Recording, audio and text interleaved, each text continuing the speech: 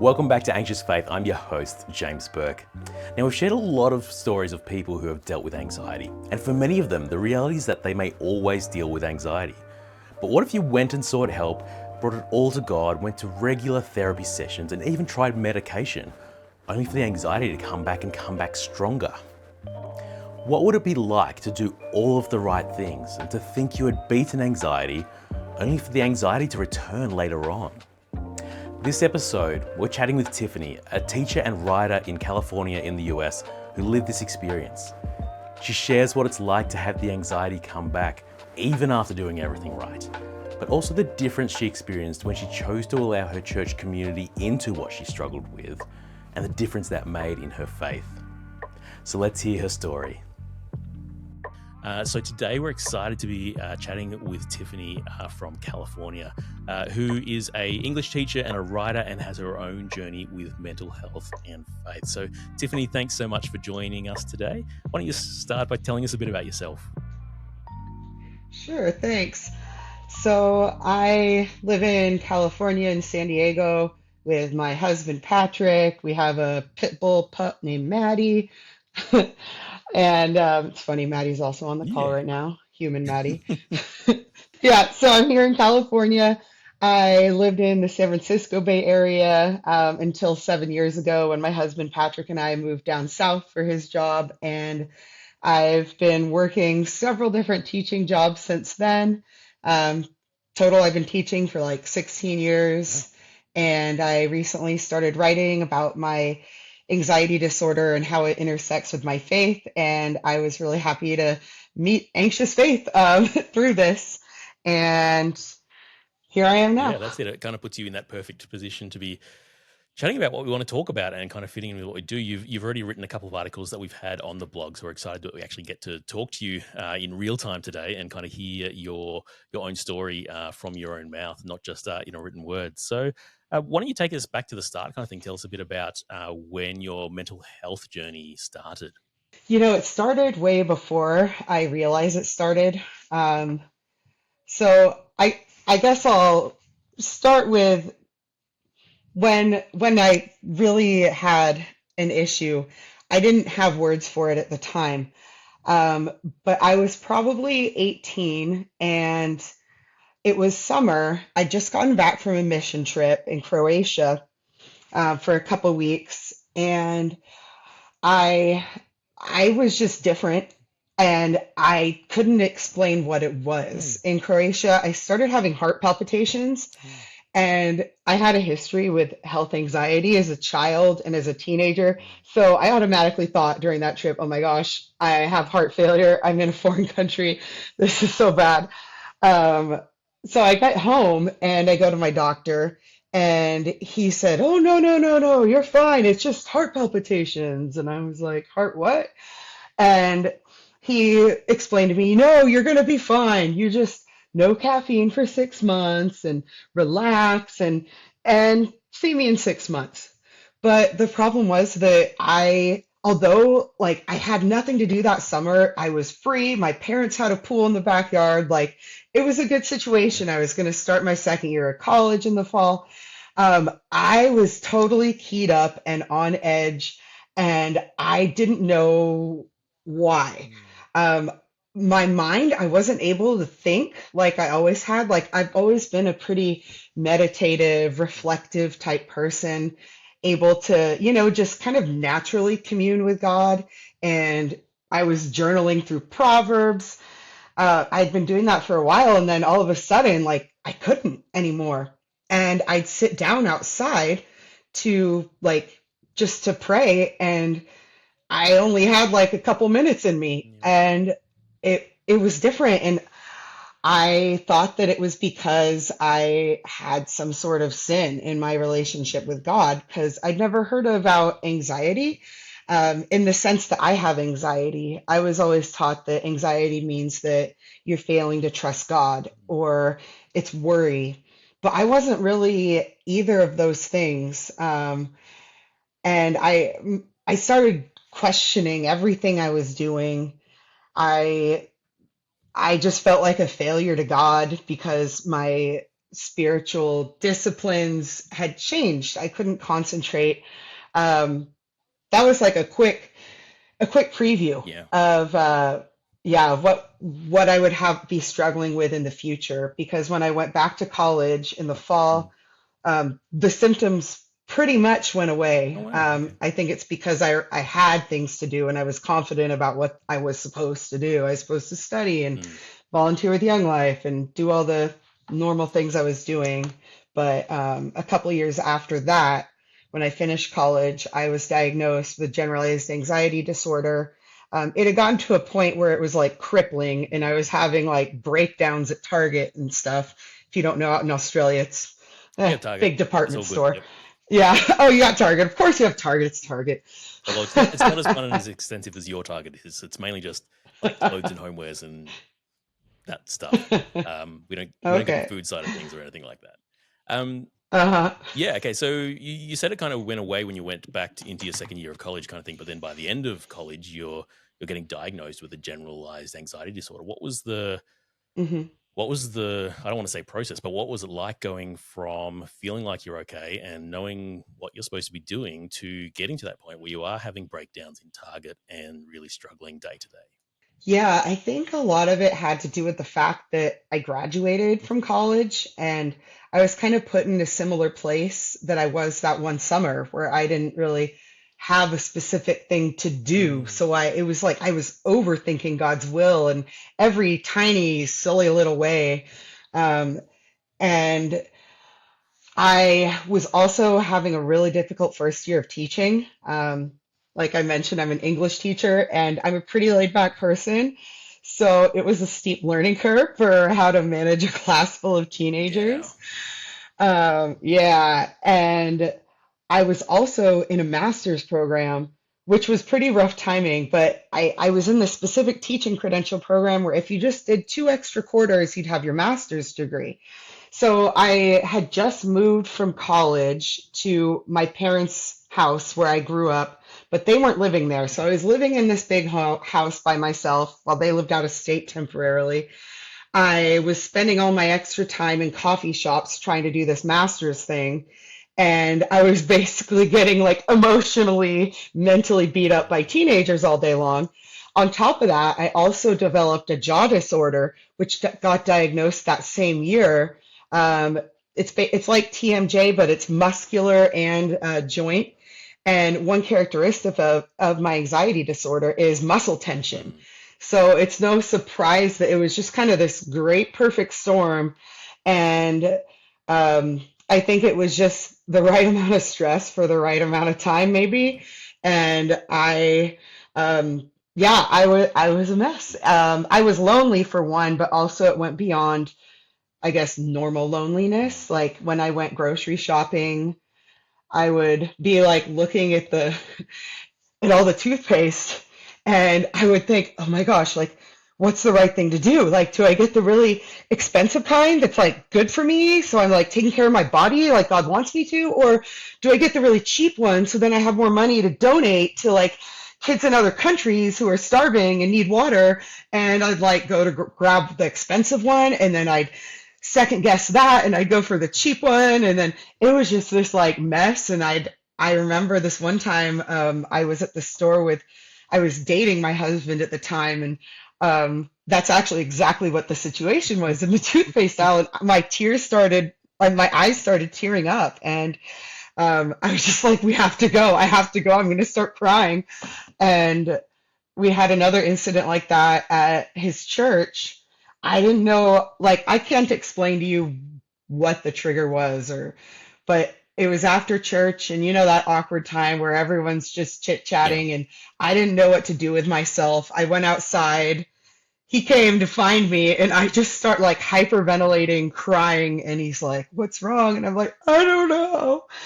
And then he said, "I think you should see somebody." And I was like, "You mean like a therapist?" And he was like, "Yeah." And I was like, "Oh, okay." Like, I didn't realize that that like my mental life had gotten to that Mm, point. This was like 15 years ago, um, probably like yeah. 2007. yeah, 15 years ago. Um, and I don't know about Australia, but over here in America, in the US, we did not, especially the Christian communities that I knew, we didn't talk about anxiety disorders or depressive disorders. Yeah. Yeah.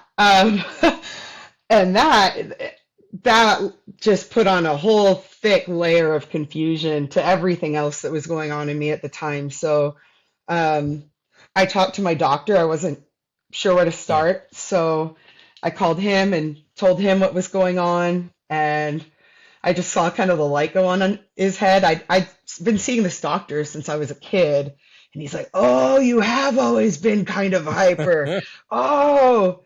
So he gave me some names of some cognitive behavioral therapists. And I called the only female one. And that started my journey toward healing. Long journey. Yeah. That's yeah, it is a bit of a light bulb moment sometimes when you make the realization and then you're just like, oh, I see all those things back in my past and it all starts to make sense Yes. now. Let's talk a little bit about that kind of confusion and what was going on in your head, and especially between your faith and your mental health at that point. Because yeah, but earlier you were saying about how you used to be able to be like that really kind of naturally meditative thinker, journaler, prayer, and that came really, really naturally to you. And then when you struggled initially in that first summer, that kind of was a difficulty. But then as things got better through college, did that come back to you during that time? Did you find that your faith kind of went back to normal for yourself, so to speak? Um, yeah, so that's a good question. In that time, during my first year of teaching, I think it was harder for me to see how it affected my faith at that Mm. time because I was so busy with my master's and my first year of teaching and everything. And I started dating my husband halfway through the year. Um, but that sort of the panic and the overthinking was absolutely present. And yeah, but I think I don't know if helped is the right word, but the fact that I had things in front of me that I knew I felt like I was supposed to be working on left, I guess, less time for me to realize that that meditative ability maybe wasn't as present. Mm. Yeah, that's it. Like busyness is sometimes often kind of the worst enemy of us trying to intentionally create that space for ourselves to be spending time with Hmm. God, and especially when keeping yourself busy probably also helps avoid some of that uh, overthinking about everything that you were kind of talking about before. If you just keep doing things, kind of thing, you don't allow your mind that space to start Hmm. focusing on which toothpaste do I buy when I'm standing in the grocery aisles. So yeah, you started seeing a therapist, and it's kind of great that you, even though you didn't know where to go, you kind of went, okay, well, I'll go see my doctor, and we'll start from there. And they were able to help, and you started seeing this therapist. What was the beginning of that process like? Because yeah, I'm guessing you said it was a long healing process. It wasn't like you went and Hmm. you had a few sessions and cool, I'm magically better, and let's get back to life, and we're all good from there. Hmm. Before I answer that question, I want to go back for a moment on your previous one because Absolutely. it came to me. What my spiritual life did look like during that time, during my first year of teaching, when Mm, everything kind of happened. I was still communing with God, but it was like a desperation yeah. communing with God. It was like, in the Psalms or, I'm not saying I'm any prophet, but, when they're crying out in desperation, it was one of those seasons for me. I cried myself to sleep pretty much every night. Um, Between the loneliness and the anxiety stuff, Mm.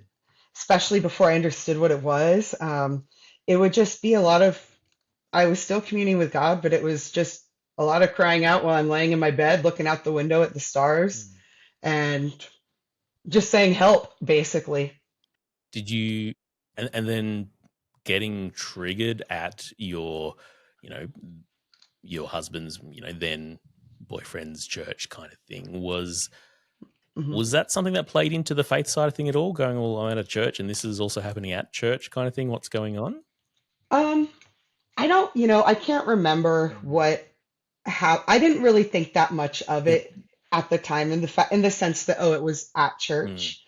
And, I didn't make any significance really of that. And I haven't really thought about that. So I'm glad actually that's one place my mind didn't spiral Yeah. into at the time was, but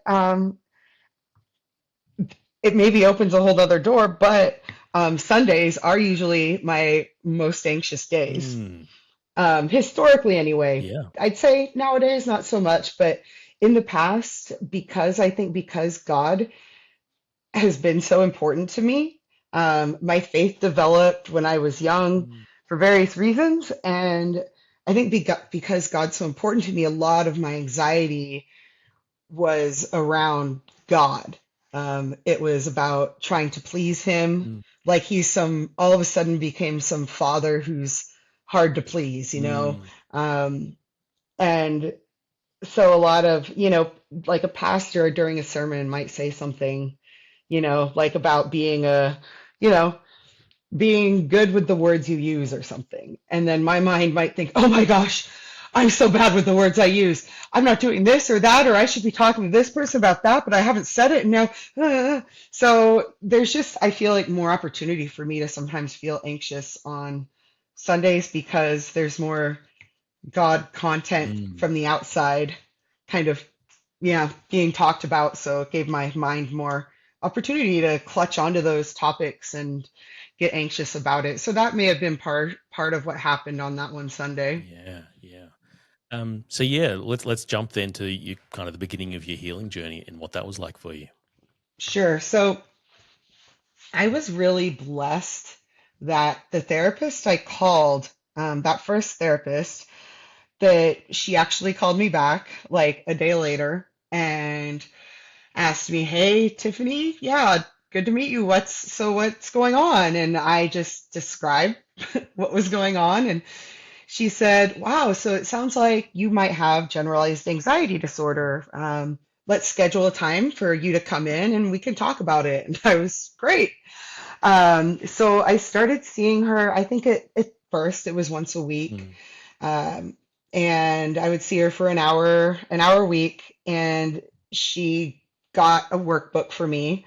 And I wish I still had it. I think I lent it to a friend, and who knows where it is right now. If you're listening and you have it, just, reach out. Um, but that workbook really helped. It worked through helping me identify my anxious Mm. thoughts. So I learned about cognitive distortions and like catastrophizing and black and white thinking, so many different things.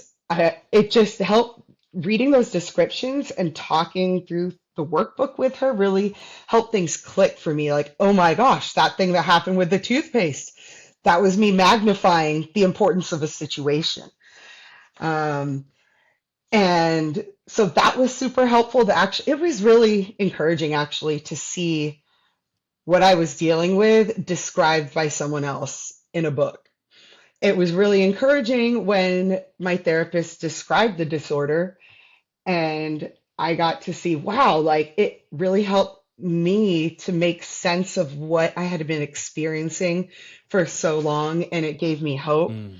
that, wow, if this is put into these like bullet points, I am understood. And ever since then, every time I learn that there's another step I can take, it's, that's always a big piece of hope for me, Mm. that there's always something that you can do.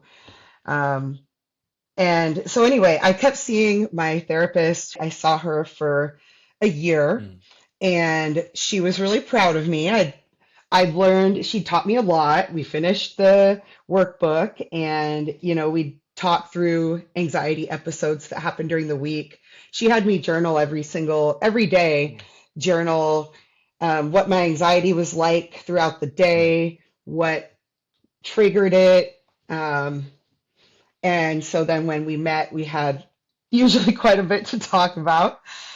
But at the end of my first year, I remembered explaining to her, we were going through my kind of weekly Mm. journal, and I was telling her, yeah, I'd have an anxious thought, I'd do my cognitive journaling, the anxiety would subside and I'd be good for like 30 minutes Mm.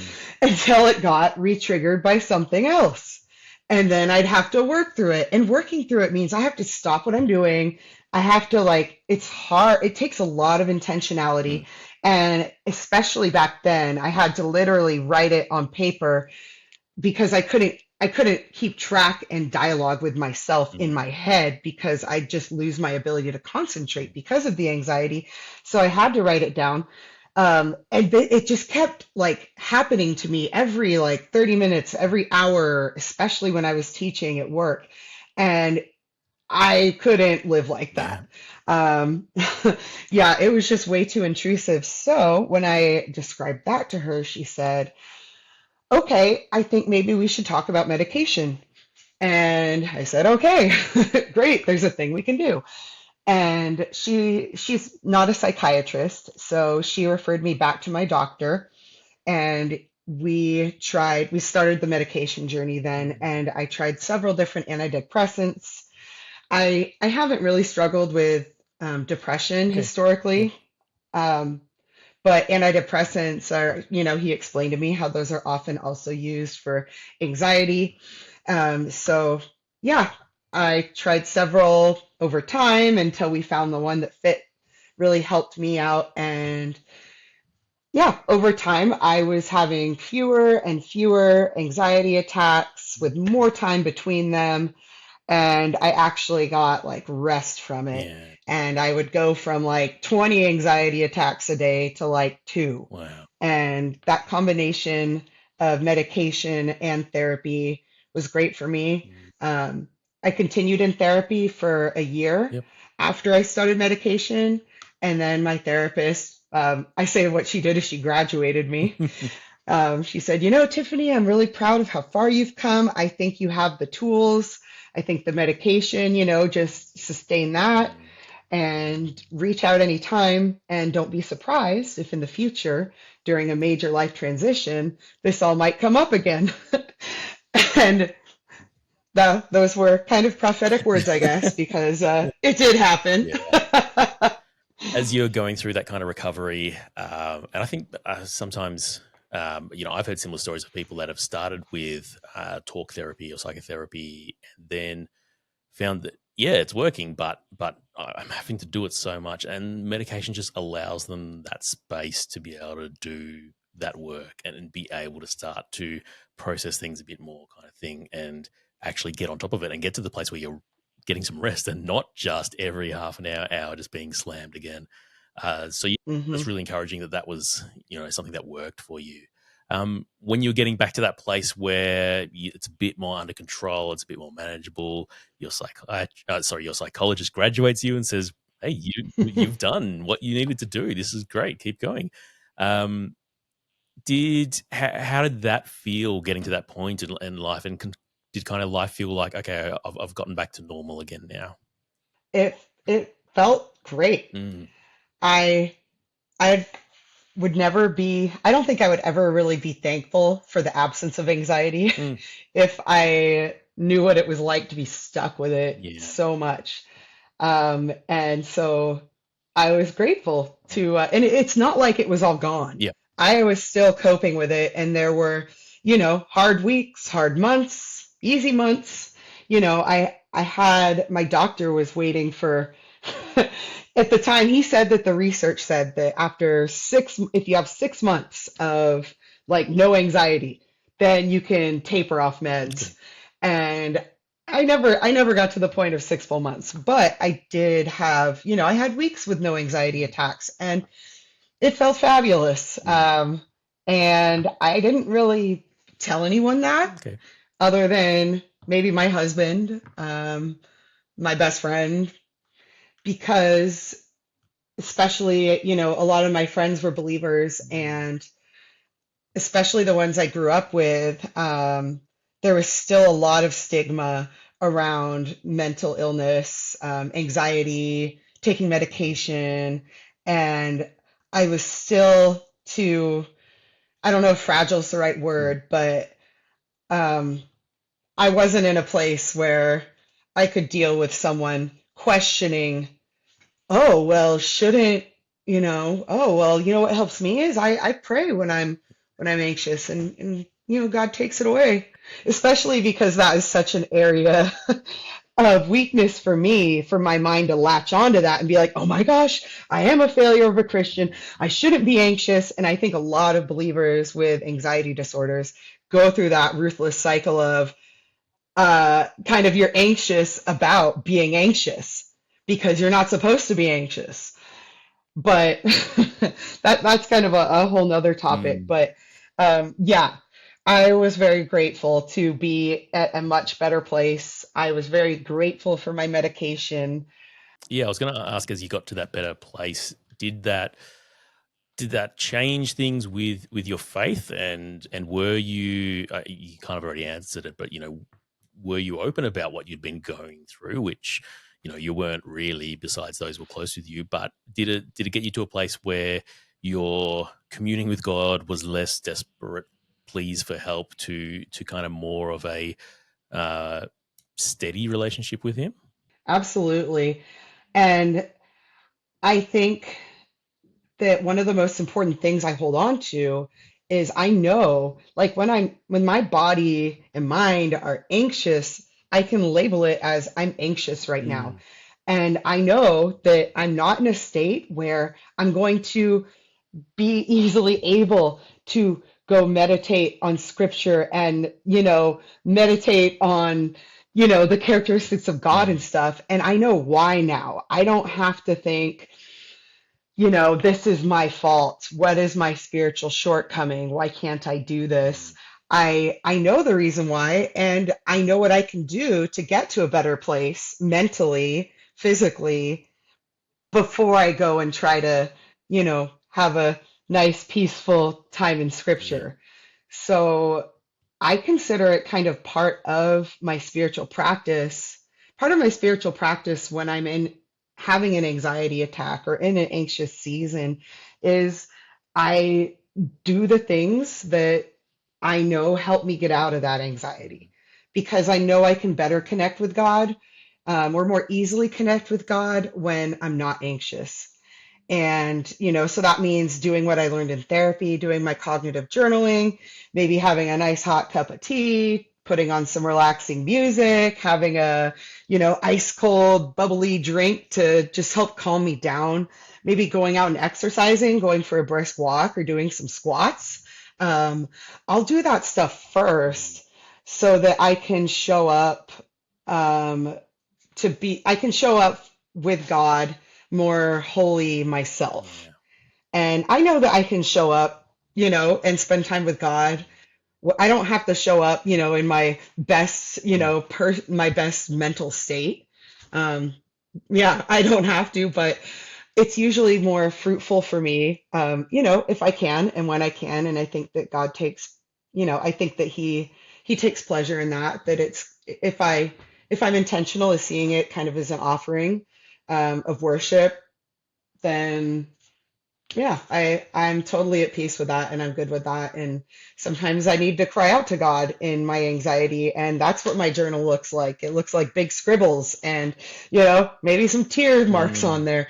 And that's totally good and okay too. I really appreciate that, God doesn't mind how we show up. It's just, that we do.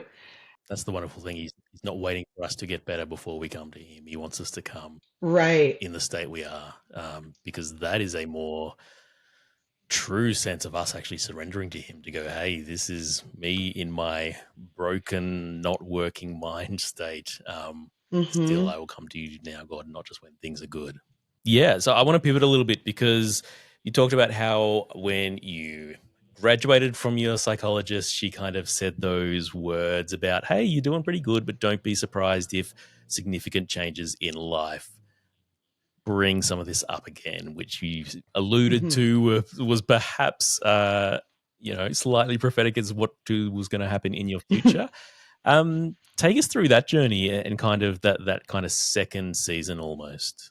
Sure. So it happened when we moved to San Diego, and So my husband graduated a little later, and the job he got was either Chicago or San Diego. And if you know your geography, I love the outdoors, so San Diego was obvious. So I had been teaching at the same high school for 11 years at that Mm. point. We were living in the same area I grew up in. It was, it was Yeah. comfortable. And so then when it was time to move down to Southern California, I kind of assumed that I would just find a teaching job. Like the first position I got, it happened pretty easily, pretty quickly, but it didn't happen quickly when we moved down to San Diego. Mm. I was unemployed for a while. I didn't realize it at the time, but a lot of my worth was actually wrapped up in who I was as a teacher and my ability to make a difference in kids' lives. And that was taken from me. And I felt pretty lost. Um, and that plus just being in a new area, you find your new doctor, your new grocery store, your new everything. You can't just call up your local friends to go hang out. Um, and our house, we were blessed to be able to buy a house, but it was a total fixer upper.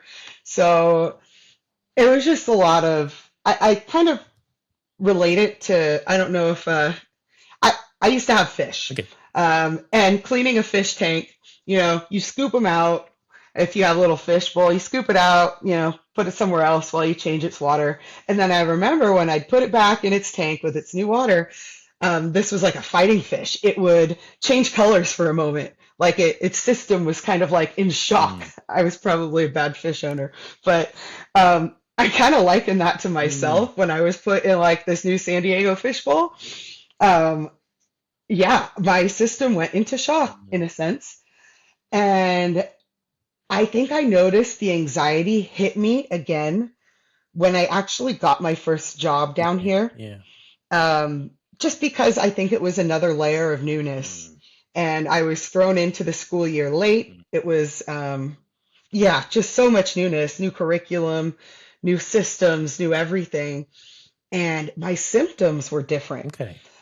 One of my symptoms was heart palpitations, like back in when I was 18, but these ones were so much Oh, worse. wow. They would like have, it was usually during the workday, and Mm. they would, I wish I had a timer or something, but they would last so long, and it would feel like there was a little like crazy drummer in my chest, Mm. and there would be really hard heartbeats, and then it would like skip a couple, and then it'd be like faster, and I was like, what is going on? And also I started feeling like my skin would turn red hot, Oh, wow. and I knew that my mind was like in an anxious state, but the difference was that I didn't have an anxious thought. Oh, wow. Okay. Like, yeah, up north, there was always an anxious thought to work through, and I could journal Mm. through it. Like, oh, I'm going to journal about how I just ruined little Taylor's life because I didn't check in on him during Yeah. class. Like, I could journal through that. But when I moved to San Diego, it was all much more somatic. Mm. It was much more just in my body, not in my head. So, because the palpitations were like way more wild than I've ever had before, I was, you know, who doesn't ever go online and try and diagnose themselves? I was thinking, oh, maybe my thyroid's broken. That would be nice because then I could just take a pill or figure that out, and it's an easy fix. So I went to the doctor and got blood work done, and everything was normal. So she referred me to a cardiologist to get I got a heart, I think they called it a Pulse Holter or a monitor. holster. Yep. Yeah, yeah. So I showed up, and they, taped all the wires to my chest and gave me the big old bulky square to keep in a belt pocket for 24 hours. Um, and that monitored what the heck my heart was doing. And when I went back, a little funny side note, they're like, "Oh, the battery ran out." So I had to do it again. But that came back normal, like in Oh, terms wow. of my heart's functioning okay. Like, yeah, you're having a ton of palpitations, but like there's no problem with your heart. You have this anxiety disorder that's been diagnosed, so that's what this is. Like, okay, great. What was that Um, like for them to say, hang on, this is not actually something physical. This is related to your anxiety. you know, it was, I'm glad I didn't have a heart problem, but given my past, and almost probably 10 years had passed Wow. since I was first diagnosed. And so I knew that mental problems, I was of the perspective anyway, that mental problems are much more complicated to work through than I should say, some physical Yeah, yeah. problems. I wanted the easy answer of here's a pill, but it wasn't. I'd say it was a mixed bag. I was glad I didn't have some heart problem, Mm. but at the same time, like, oh my gosh, here we go again. Mm. It was also kind of affirming, like, gee, this anxiety is intense. Like, it's not just it's not just me. Yeah. Um, And it's not just all in my yeah, head either. right. Yeah, yeah. So so then I had to think about next steps. Mm. Because it was disruptive to my everyday Mm. life again, like it used to be. But the disruption was different. Instead of like my mind going in circles, my body was freaking out. My mind wasn't able to do anything. My muscles would like literally tense Yeah, up, wow. and I'd be all red. Mm. And I'd remember like I'd go to the beach after work one day, and it would be like ideal circumstances. The sun's setting, it's farmer's market, so I bought some dinner and I'm sitting down to eat it, and then my anxiety just boom hits me. It's just like, why No now? warning, no Why? trigger. It just comes on. Exactly, exactly. So I didn't even have a doctor here yet, but I went through the process, found someone, and that doctor. I should preface Mm. this. I felt like my medication wasn't working anymore. Yeah. Okay. My anxiety was hitting in such a way where I felt the same way I did before I ever started medication. I just felt that out of control of it. So I was like, I need someone to look at my meds probably. Mm. Maybe I need something different. I've tried plenty of other meds like way in the past, so maybe, that could help. So I tried, and the doctor I spoke to, she was not comfortable prescribing the medication I had previously been on. Mm. She wasn't comfortable prescribing any sort of Oh, antidepressant. wow.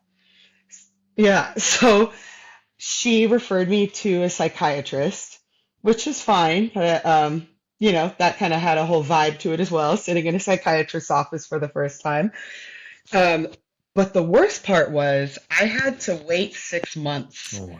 to see a psychiatrist. Yeah. Yeah, there was a 6 month wait list, and um, the I had to like plead with this doctor to explain like, no, you don't understand. Like, Mm. I at least had to stay on my previous medication.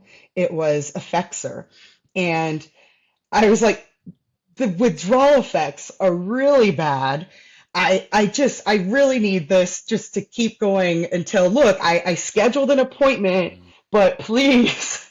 And I pleaded enough so that she was like bitter about it, I swear. I don't know what her deal was, but she was like, Oh, no. okay, fine. And she gave me enough medication to tide me Mm. over. And when those 6 months passed and I finally saw a psychiatrist, it was a quick 15-minute appointment, a series of standard questions, and she's just like clicking through her computer. And we decide together, okay, yeah, let's try a similar medication but different, Cymbalta. So, I went through the process of kind of weaning off of Effexor onto That's a Cymbalta. whole process, isn't it? Yes, that was a process. Uh-huh. I was back to my good old days of crying and I didn't know why. It, I was very comforted when I would remember, oh yeah, I'm between medications. So you've seen the psychiatrist, she's prescribed you a new medication. Was that then a bit of a hmm turning point for you, or did it kind of take a bit longer than that? It took, I mean, it took a solid, month or two between to transition between the medications.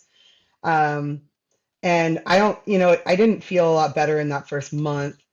But after that, yeah, when I got up to the dose where, we decided I should be at, that was really helpful. And I was so grateful for those little pills. Um, I've told someone this before and they think it's kind of nerdy, but I like hold it up to my ear and I'll like shake the pill and you can hear the little like the little beads inside and I'm just like, oh, I'm thankful for these because yeah, yeah. So that was a turning point and it's been on and off since then. And also, one other thing I did in that waiting period, 6 months, and then the couple months for my body to adjust to the new meds, I also sought therapists. So I was like, hey, that's something I can do. I can go find a therapist. And that was a hot mess. Oh, really? It was not like my first experience of making a phone call. Sure, they call you back and you have an appointment next week. I think I called let's say I called 10 therapists. One of them called me back, Wow. and it was to say that they didn't have any room. So I called more therapists, and I found one, and I went to see her, and it wasn't helpful. Yeah. I described my past, and she said, well, sounds like you know everything that I would tell you. I recommend yoga.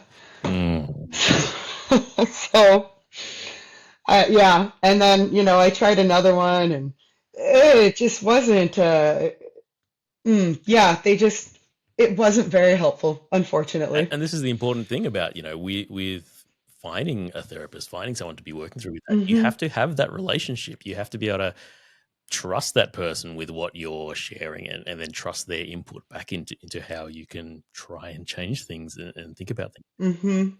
Did you end up finding a therapist in the end, or did you just kind of go, I've exhausted all my options, this is it? By the time I tried 3 different ones, one of them, it was an accident. She called me in and she thought she was calling someone else in. It was all weird. And then halfway through our session, a different therapist in the office called her and was like, hey, I think you have my client. It was so weird. So I tried 3. I didn't stick with any of them. And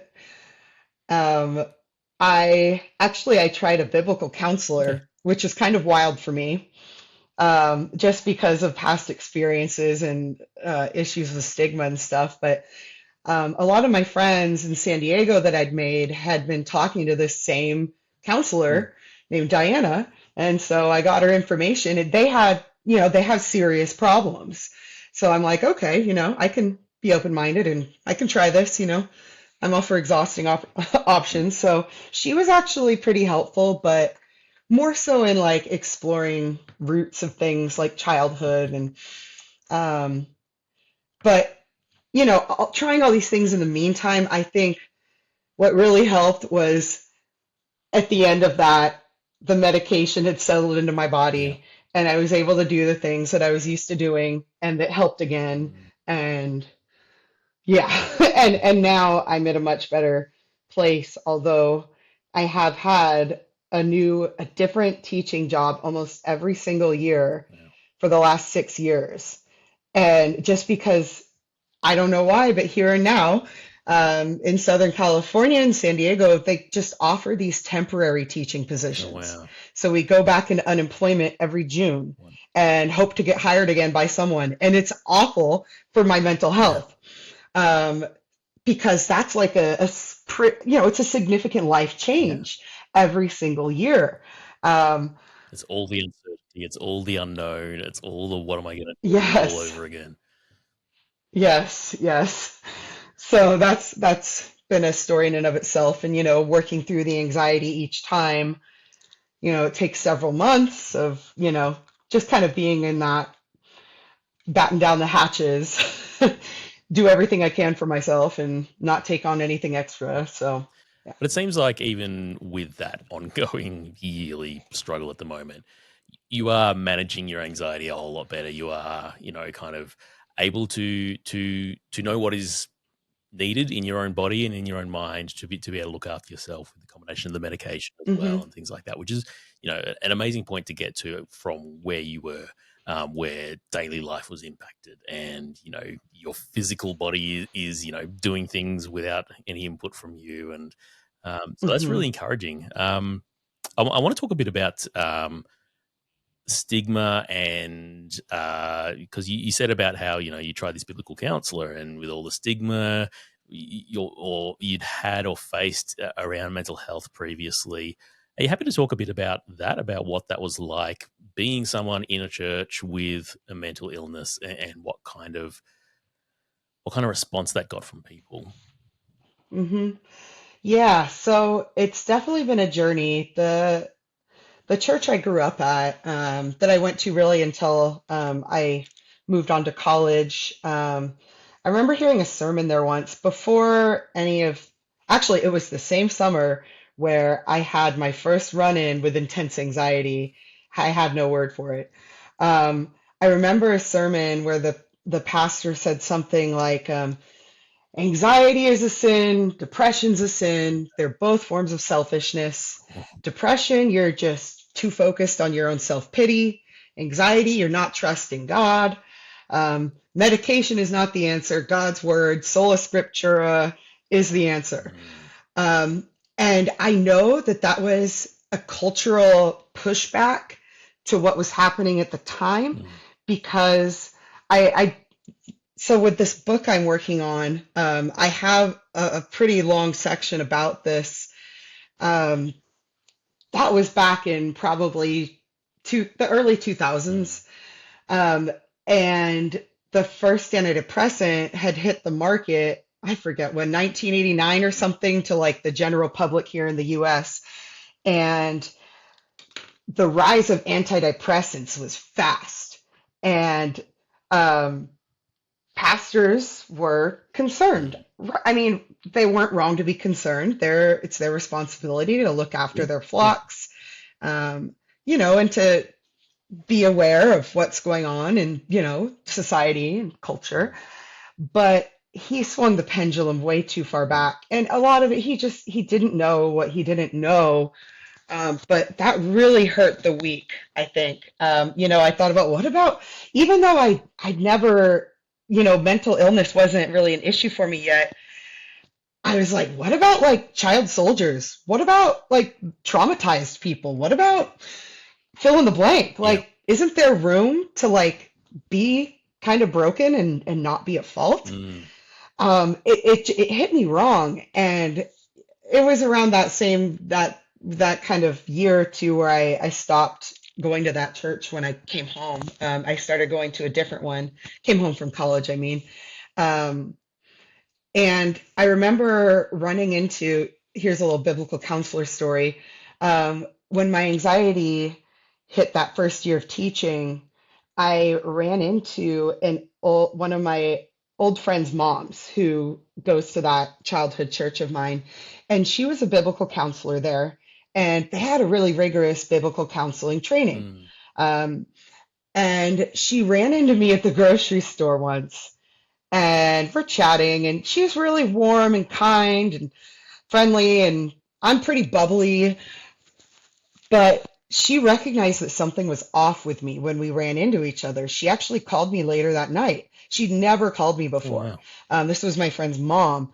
But she called me and was like, "Hey, Tiffany, like, I just wanted to check in with you. You seemed like you weren't, really yourself when I ran into you today. Is everything okay?" And I hadn't been diagnosed yet. And I said, yeah, things are kind of hard, like I'm in my first year teaching and it's hard, living on my own. But it was kind of this like awkward silence. And she hadn't been taught to ask the right Mm, questions, that would help. She hadn't been taught to ask, hey, are you finding it hard to concentrate? mm, Or, have you talked to a professional about this? Or, hey, do you feel a lot of, have you been having muscle tension issues? mm, Or, just any of those um, six descriptors Yeah. of Yeah. generalized anxiety disorder.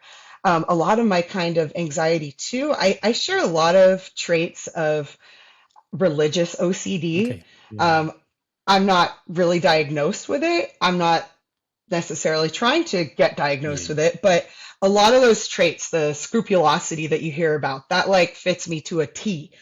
Um, and she didn't know. So my hope in biblical counselors, since that incident and since growing up at that Mm. church, wasn't very, I thought I would just be bashed over the head saying, oh, well, I don't get it. If you're trusting God, then why are you anxious? Mm.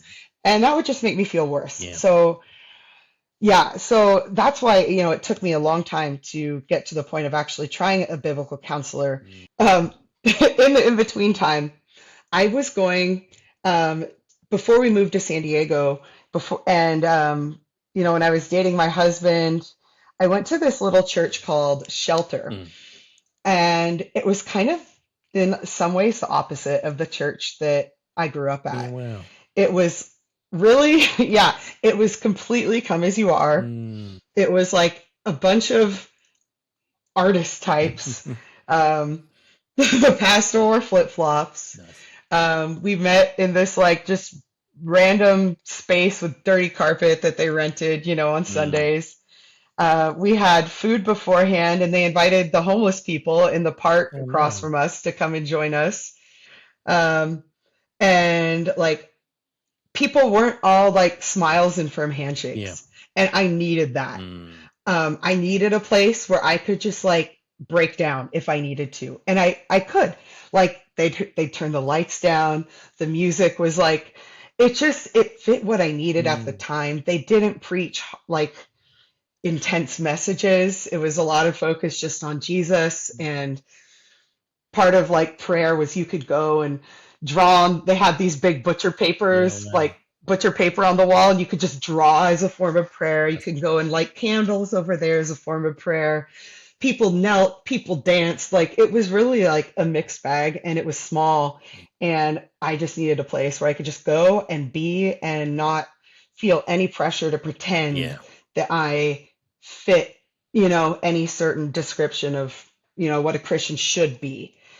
They were very light on what a Christian should be. In the church I grew up at least back then, it was a lot of kind of, these are the right things that a Christian should do and should say, how they should act. And it was just too much for me in that Mm. season. Yeah.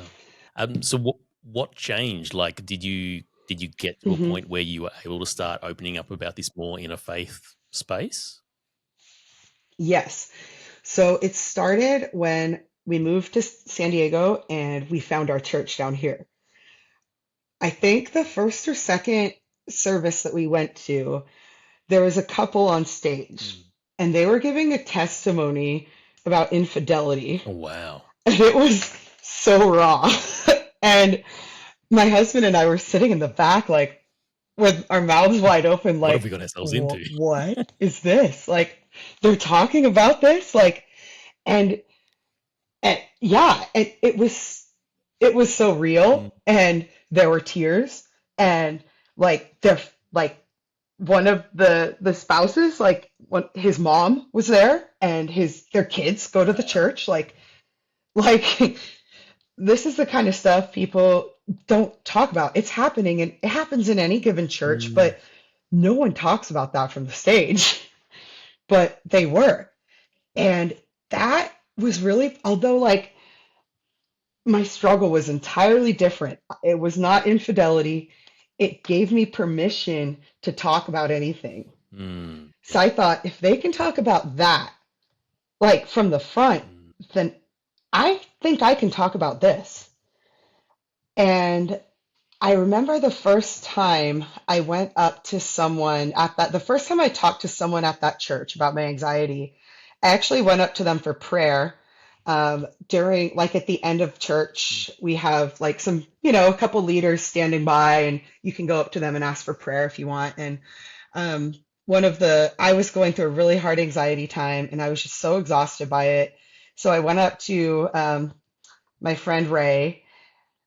I'd only met her once before, but I knew she was a social worker. Mm. And so that gave me a little more comfort with her, thinking she'd Mm. understand. And I just told her, like, I just need prayer because I've had a lot of anxiety lately and I'm just so tired from it. Mm. And the way she prayed for me, I, it was perfect. Mm. She didn't try to fit a sermon in to the prayer. She didn't, say you shouldn't feel that way. She basically just said, like God, you know that Tiffany's going through this. You know how hard it is. It's not a surprise to you. And she just like interceded on my behalf, would you give her some peace and calm? And that gave me further permission to talk about it. Mm. And I met 10 years after I was diagnosed, I finally met someone at that church who described the same kind of anxiety that I experienced. And I think it's only because we were both in a community where people talked about things from the front. Like if the leadership does it, that's what sets the tone. If church leaders aren't talking about the hard things they've been through or are going through, then their people won't feel that same permission. And at that point, I'd also started writing Yeah. a little bit about anxiety and faith, um, and that just gave me encouragement to keep doing it more. And over the years, that same church community called Restored, um, I've made other friends who've dealt with and are dealing with mental health issues that are, just as intense as what I've been through. And we have a little group, we call ourselves the Stable Mentally Unstable Club. That's amazing. So, um, yeah, it's just beautiful that we can just be honest with Mm. each other and that we can understand what it's like. Like one Sunday, again, it was another rough anxiety time, and I like barely made it to church that Mm. morning. And I sat by myself, and one of my friends, my mentally unstable, stable friends, she sat down next to me, popped in late, and like I've never really tried to explain why, but I felt so much better. I felt Mm. like I'm not alone in this. There's another person here who knows how hard it Mm. is, and she's here Yeah. too. And if I got up and left right now, like she'd get it. Yeah. like, um, and that just like made so much difference to me.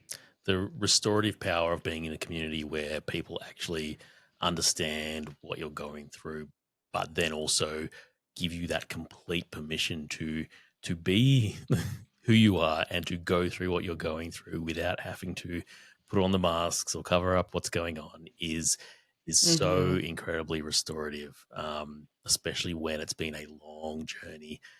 Speaking from my own experience here, speaking from people I've spoken to from before as well, when we're able to actually stop and be our true selves, and it allows not just community to flourish better, but it also allows us to flourish better as people and actually begin to live out our faith and our life in a way that's perhaps more what God was wanting us to do or more what we could be doing. That's amazing that Hmm. you've kind of found that community and have that community. Um, yeah, that's such an encouragement. I want to kind of wrap things up just a little bit and kind of go talk just a bit broadly right at the end, because you're someone who's had times in and out of church. You've been times where you've been dealing with your mental health very intensely, and times where it's been a lot more manageable and under control. And you also have been in churches where this is something we don't talk about. This is something we consider a sin, and places where, what I would consider the reality is that mental health is just another health thing, and it's something we deal with and we go through. So let's talk about it openly and honestly. Where do you land in terms of how you integrate your faith and your mental health? Like, is it something that still impacts? Does one impact the other? Do they impact each other? Are they something you try and weave together, or is it something you try and kind of keep apart? Good question. I'm definitely on the weave together end of Mm. things because, you know, just no matter someone's level of mental health, and it, it ebbs and Mm, flows, but no matter how mentally healthy someone is, it's a part of who they are. mm, And who we are, God wants all of who we are. And I think he wants us to be self-aware. mm, Um, and I see the way I see my anxiety disorder is like a thorn that Paul talks about, mm, where he says, like I have this thorn in my flesh. It prevents me from becoming conceited, and I've asked God to remove it, mm, and he said no, or at least he hasn't yet. And um, and in my weakness, I'm strong.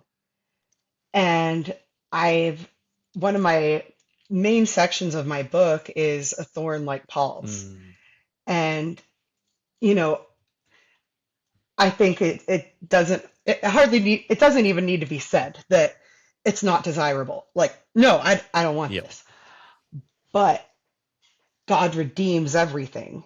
And I think if I didn't have my disorder, I would be, I would kind of be like what Paul said. I would be way more prideful, I think, Mm, because I've had a lot of experiences like mission trips and volunteering and started going to church way back when. Like, I think I have a decent Christian resume. Like, not as good as Paul's mm. by far, but it's a decent one. Yeah. And it doesn't take much for us humans to build ourselves up in our Yeah, mind. exactly. Like I could, yeah, blow myself way out of proportion, way more easily if it weren't for my anxiety disorder, because when I do go through a patch with it, Mm, it reminds me I don't even get to choose. It brings me back to a point where I am entirely dependent on God, mm. like for my Yeah. sanity, for my ability to function, for, and I mean, maybe I feel like even taking medication every day is a good reminder to me, like,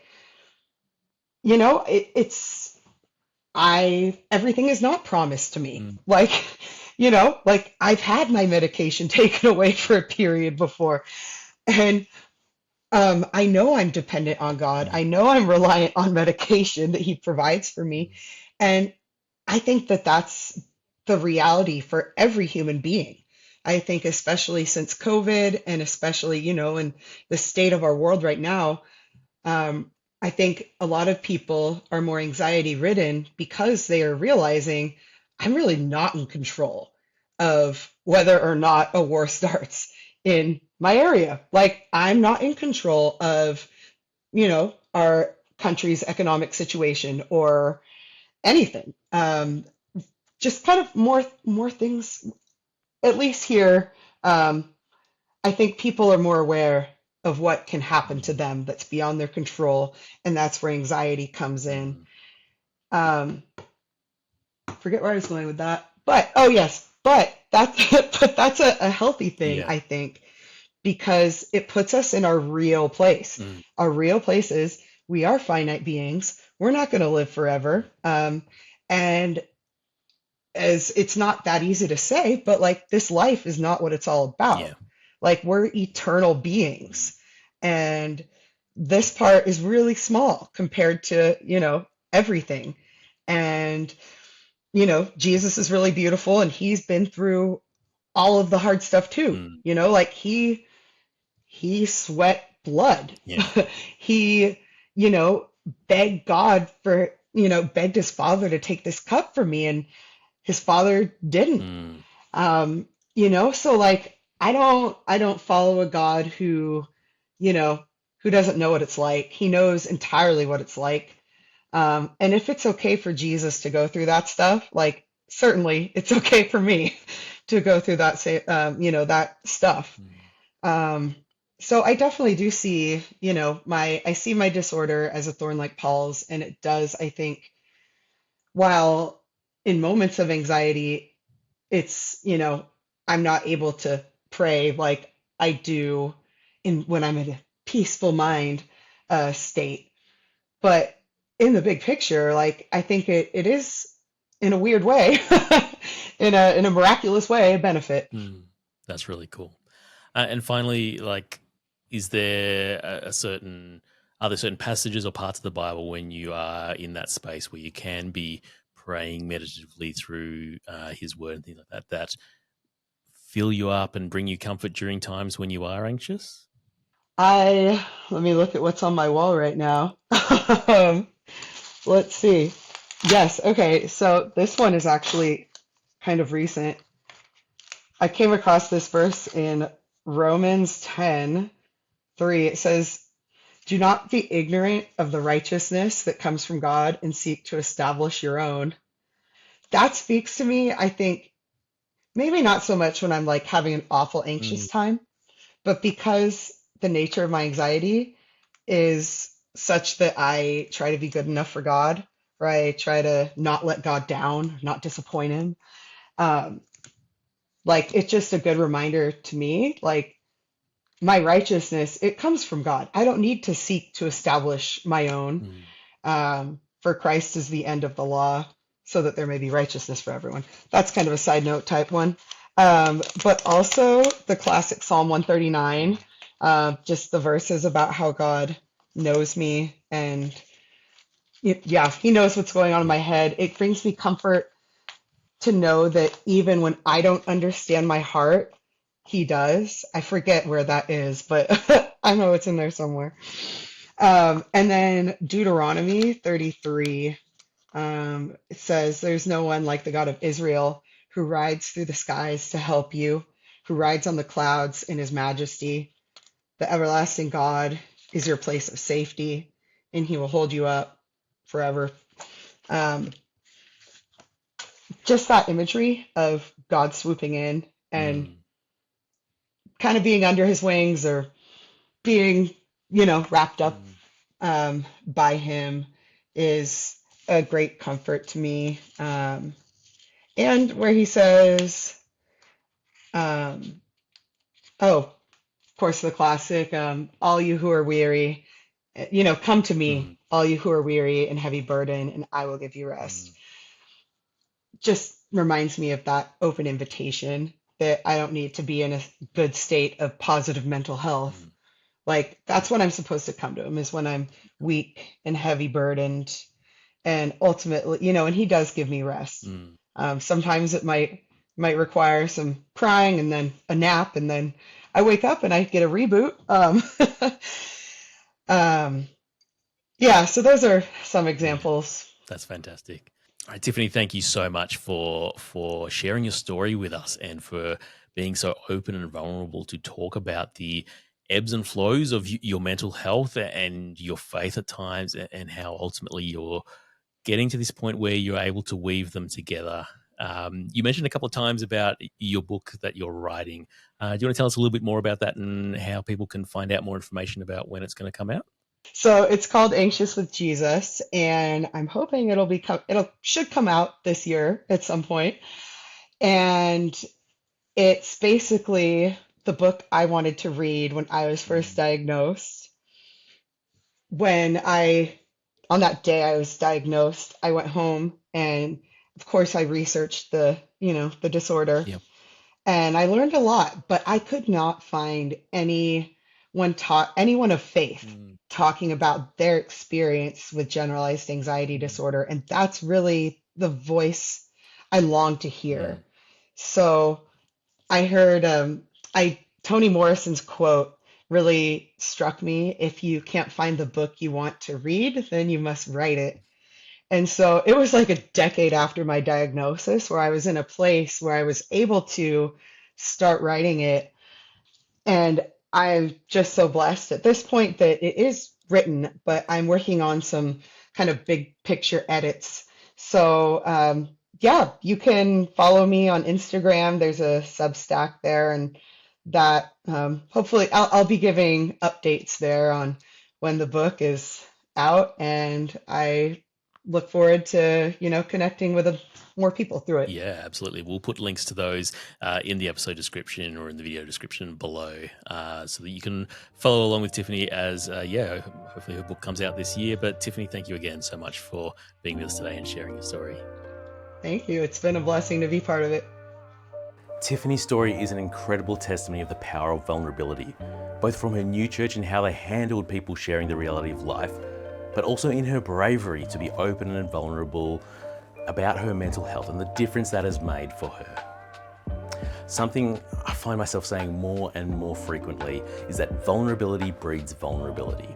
And so if you're ever on the fence about whether to open up to others about a struggle, know that by you being vulnerable, you're also giving others the permission to share deeply as well. If you're someone who's struggling with your mental health, we'd really encourage you to reach out and speak to someone for help. That might be a friend, a family member, your pastor, counselor, or doctor. Or if you're not sure where to turn, on our website is a list of organisations that you can contact for help if you're in Australia and New Zealand. You can find the link below in the description. Now, Anxious Faith is more than just a podcast. On our website, you can find a whole range of content on our blog and resource pages, with new content being added all the time. You can also sign up to our mailing list or follow us on socials to be the first to hear when new episodes and blog posts come up. And we'd love for you to join us on socials and be part of a growing community of fellow believers, encouraging one another and opening up about their personal struggles with mental health and faith.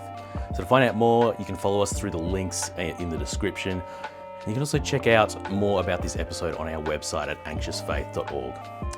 Now, Anxious Faith is a production of and a part of Our Daily Bread Ministries.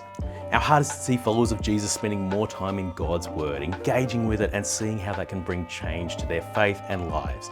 If you want to find out more or want a way you can start spending time each day in the Bible, you can check out our flagship devotional, Our Daily Bread, or our other resources at odb.org. That link will be in the description as well. And it's only through the support of people like you that we're able to produce this show and keep sharing resources.